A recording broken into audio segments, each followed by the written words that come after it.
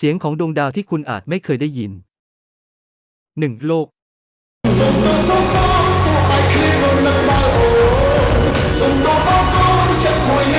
2. ดาวพฤหัสบดี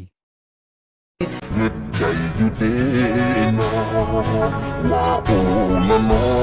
นางเอ้ยเจ้าก็เคยคิดนำอยู่แม่นบ่ 3. ดาวเสาร์ทางคเมนคือเสื่อมเสียใจเป็นอย่างมากเนื่องจากว่ากองทัพคเมนโกยทรงผลป่วยรักษาเหตุเสียงก็ไม่ยอมให้ไปปวดเสียงไม่เมียน้ำใจ 4. ดาวศุกร์โอ้น้ำมันบักแตงโมโอ้น้ำมันบักสมโอโอ้นี่คงเป็นบักพร้าวน้ำหอม 5. ดวงจันทร์